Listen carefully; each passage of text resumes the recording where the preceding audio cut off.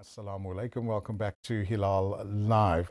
Now, as we celebrate Women's Month, Africa Muslims Agency is dedicated to highlighting a crucial issue that affects countless women around the world, and that is access to clean water. Now, this August, Africa Muslims Agency are focusing their efforts on a transformative initiative that aims to bring life-sustaining water to women and communities in Africa and Afghanistan. And who better than to come into studio to talk to us a little more about this great project? His sister Idrissa Ebrahim from Africa Muslims Agency. Assalamu alaikum.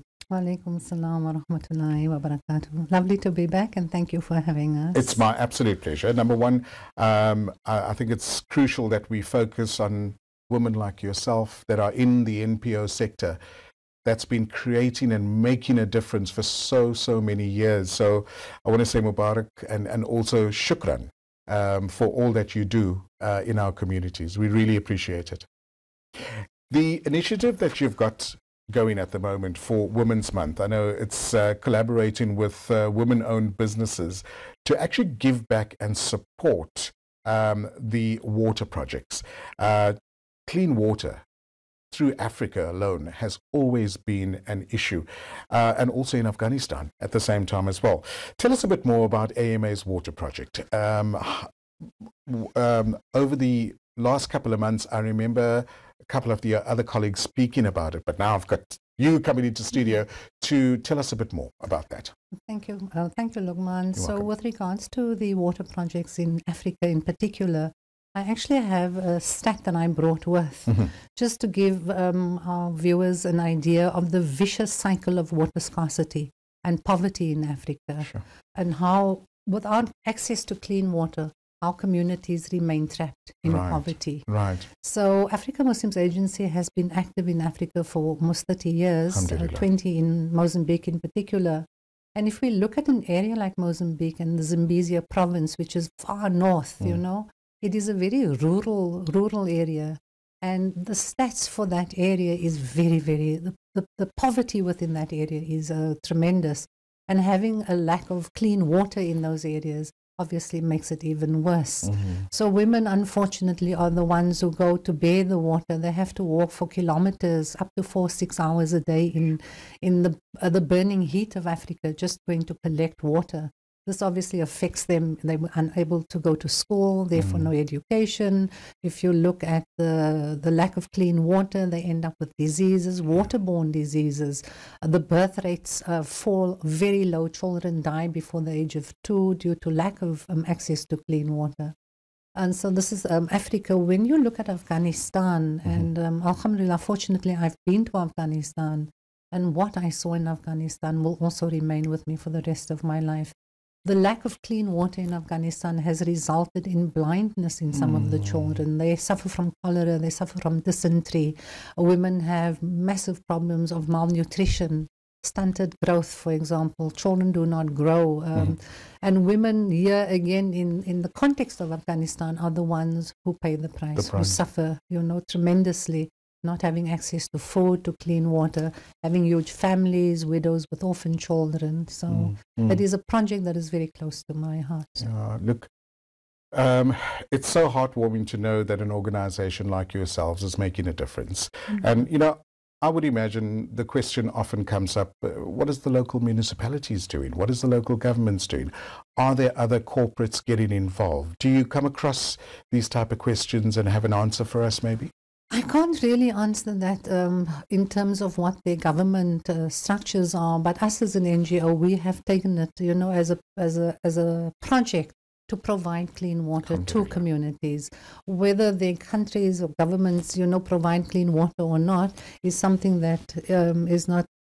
It's not something that we get involved in. Gotcha. We look at it more from a humanitarian. Aspect. And when you look at an area like Mozambique, for example, or Malawi, there are thousands of villages that lack clean water. So this is more a humanity project, a project for humanity to bring a basic human right to a village. Once your teams have gone into various communities and they've established a well or a water point, What are some of the amazing stories that have come and some that you can highlight that has happened since your project has been initiated? Alhamdulillah. So the moment a wali is sunk within a village, it automatically alleviates the burden for the entire village. It allows the girl child to be able to go to school, to be able to get an education, for women to be able to plant, because the water that is used is for their crops, for their animals, for washing, drinking, cooking. It has a huge spin-off benefit for the entire community. So it lightens the load of the community. And we have heard how communities have flourished because of a water well, just bringing clean, clean potable water to an area. In Afghanistan, we've seen it where we were taken to some of the projects, and it was extraordinary. You can see a huge difference in the community that has access to clean water versus a community that lacks access to clean. It's so visible, absolutely visible, just in the children alone. You see children who are blind, who have terrible skin diseases, and it was the most heartbreaking situation for me to witness this. But in Afghanistan, in an area where there is clean water, you see children coming, they fill up their cans, they carry it home, so it's almost on tap for them. A basic necessity like water we take for granted. Absolutely. Because we open our tap and the water comes out. But villages and communities like this have to walk miles and miles in order just to get a jar full of water. So I think it puts into perspective the work that you do, number one, the difference that you make, but also how we as ordinary South Africans take for granted that basic need. How do your teams go and identify where these water wells need to be? Do they consult with local communities?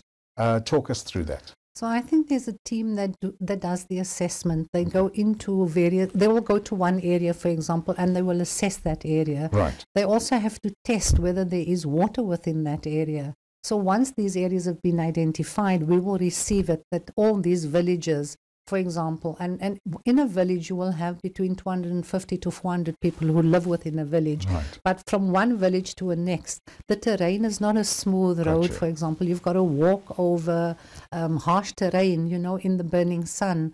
So this is how these villages get isolated for the need for water. Water is there. It is the access to getting to the water, to being able to build the well. And by building the well, it also empowers the locals because, you bring work to the area. Correct. And this is more like a holistic kind of project. Because the local businesses would then flourish. It then can provide jobs for people. So it has a massive ripple effect. Beside the water projects that you've got, I know African Muslim Agency has got so many projects on the go at the same time. What are some of the other projects you have on the go at the moment? At the moment, locally, we are focused on the Empower SA project, which is the winter campaign, the winter project, which is right now, it is storming, it's raining in Cape Town. And so our teams have identified community-based organizations who benefit with these blankets and take it out into communities to actually make sure that they have some warmth during this time, including lots of hot meals are served, in communities that are needed, especially for children and for the elderly who are the most vulnerable during this time. Absolutely. So that is a local project that's being focused on at the moment. We have tons of international projects as well. We have the Amman School of Excellence. We have children returning to school shortly. And then we have the Orphan Hope Project, a project that is also very close to my heart. When you see a widow and her children actually develop from sponsorship. That is something that is transforming. It's life transforming. Phenomenal. Sister Idrissa, how do our audience, our very kind and giving audience, how can they assist? How can they contact you guys to try and make a difference? So this being Women's Month, this particular month of August, we have a project that has been started. And it's a project called For Women for Water. Okay. And we are encouraging businesses throughout South Africa, but women-owned businesses, to get involved. Stunning. And yes, absolutely. And they can be a part of this project where they can donate part of their proceeds towards the For Women for Water project. If they collect with maybe the 16,500 rand needed for a water well that could be built in their name. Brilliant. If it is for a borehole for Afghanistan or for Africa, exactly the same process will happen. And they can, they'll go onto our social media pages, we'll tag them, they'll tag us. And this is one way of, highlighting the importance of what water means to women, particularly in areas, where there is no access to clean water. Best way to get hold of you guys, social media, your office numbers are there? Absolutely. Our website can be visited, www.africamuslimsagency.co.za. We're on social media. You can find us on all the various platforms, or just visit any of our offices worldwide. Countrywide. Whether you go to the Lens office, the office in Fordsburg, or in Houghton, or in Durban, or in Cape Town. Please, we would welcome that collaboration with women in business. Inshallah. For Women's Month as we celebrate it now. Inshallah. Jazakallah so much, Sister Idrissa, for coming into the studio. May all your future projects go from strength to strength. Always lovely linking up with you guys, hearing about the amazing work that you do. And we're just in awe in terms of the difference that you make in the world. So all the very best to you and your team. Jazakallah khairan, and thank you for having us once again. My Always absolute good pleasure. To be here. Assalamu alaikum. Alaikum salam. And that's all we have for you from the Cape Town team. We're back tomorrow between 5 and 6 p.m. From the Cape Town team, also once again Mubarak to our birthday boy in Cape Town, Sohail Barnes. Also from Mohammed Parker, who works on our news edition, and then for myself, Luqman Shadrack. Have a great evening. Assalamu alaikum.